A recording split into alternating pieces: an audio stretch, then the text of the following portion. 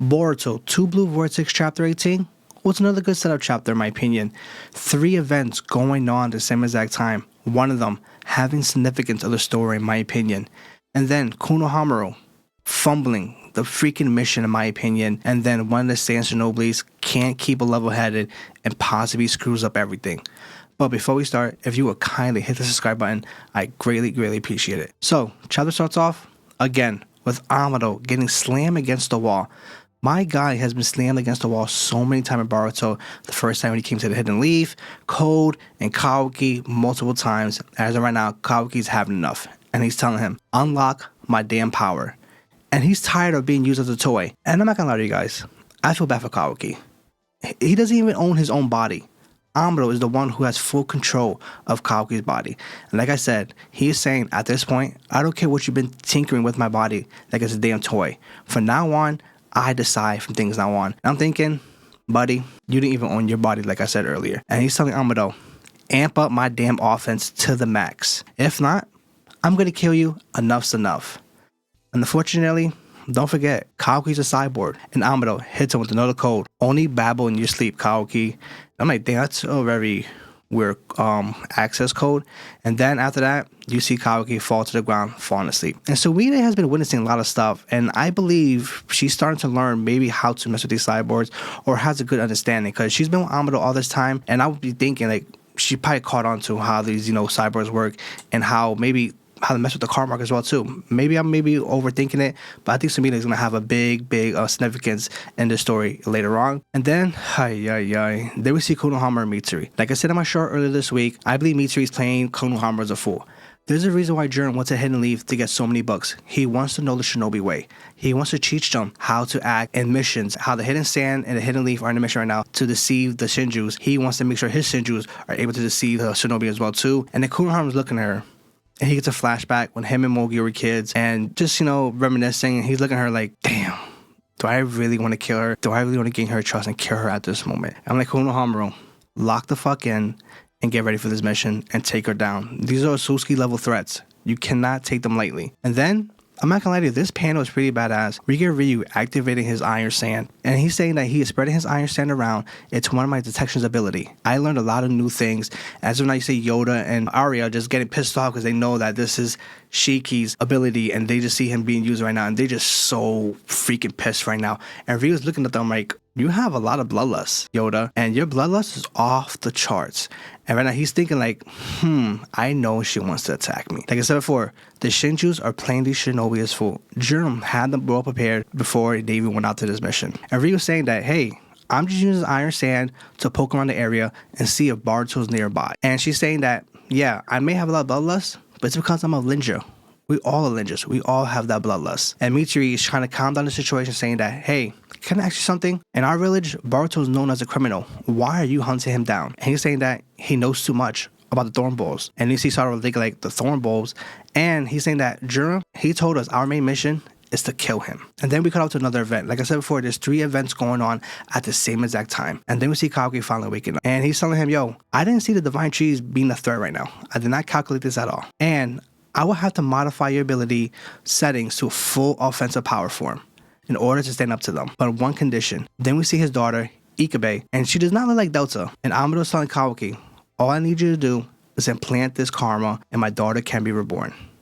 Resurrection using Ikabe data, which I added to your karma, will result in her existing in this world once more. I failed at recreating her soul multiple times because it's only a god can do something like this. But I'm thinking to myself, how do you even know this? To this day, I still believe either Amado's in the Otsutsuki or he's a scientist for the Otsutskis, because dude, he knows so freaking much. Amado saying that everything I've done up to now has all been for this moment, and she's my only purpose in life. And he's telling Kawaki, help me achieve this, and I will help you, Kawaki.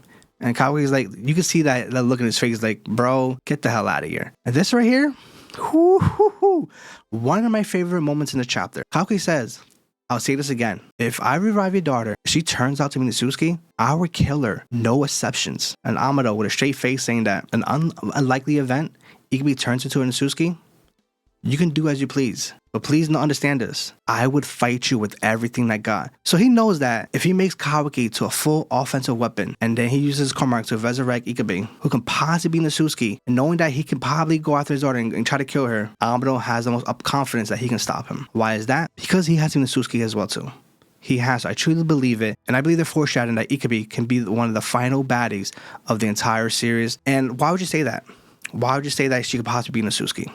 I think later on, when Kawaki takes care of, X, Y, and Z, Ikabe and Shibai will be the final villains of Boruto. Comment below, do you agree with this? And he's telling Amado, I can't accept your terms. Power me up comes first. And he's saying that after I'm done with everybody, look, I will do what you asked for. And I love this because Kawaki's giving him a list. Like, 1, I want to be stronger than the Divine Trees. I want to be stronger than Code. And I want to be stronger than Boruto. I'm like, God damn, bro. He's giving a list like stronger than this, stronger than that, stronger than this. I'm like, what happened to you, practicing, working on your skills, holding it, training, all that stuff? Nah, just power me up and make sure I'm stronger than all 3 of these people combined. And he's saying that only till then, you only be right with your daughter after I slaughter them all. And I'm like, God damn. I want to see if this is true. Because mind you, when Code asked for his limiter to be removed, he was still the same and he was still getting his ass whooped by everybody. And would it be different for Kawaki as well too? Only time can tell. But I think when he does unlock his power, he will be truly menacing. And then, oh my God, more Mitsuri and Konohamaru. And Mitsuri saying that this is the best day of my life.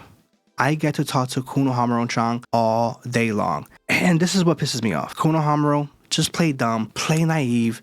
Why would you tell her, can you please not call me that? Only one person calls me Konohamaru. And this is when Mitsuri gets pissed off and she's like, you know what? Now I remember. I'm here to devour you. And she gets pissed off. And then you see basically Scarf go into claws and go around Konohamaru. And she's saying that, answer me. And that's it for what we see with Mitsuri and Konohamaru. Next chapter, I know it's going to be a battle between those two. And it's going to be fire as well too. And then we get towards the tail end of the chapter. And we see Ryu release one of the thorn bulbs out of him. And he puts it in the sky. And once again, these shinobis have a lot of work to do. And it's funny because Ryu looks at the camera in the office. He's saying that, let's see if they bite. And he see Yoda. And then we see Yoda go after the thorn ball, take it down. I'm like, yo, keep your composure and see what's going to happen before you react. And Ryu gets pissed off. He's like, that's so low of you guys. You're a betrayal. It's going to give me serious trauma. And then we see the Iron Sand controlling everybody. And then you see Sadara take out her kunai and go after Yoda. And she's thinking, yo, my body's moving on its own. And Mitsuri understands that it's the Iron Sand controlling them like puppets. And then we see Arya uses anti-magic, lodestone, sealing blade. Ryu's like, yo, what the heck? That's not fair. And Arya says, I never thought I had to use jutsu that I created for us in this way.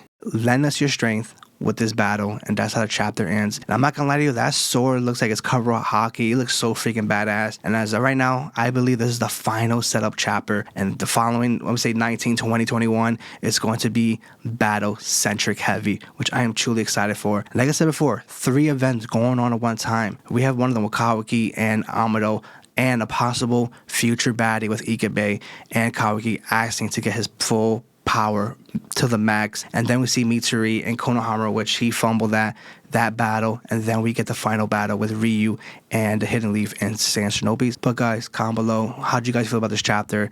And I'll see you in the next one. Until next time.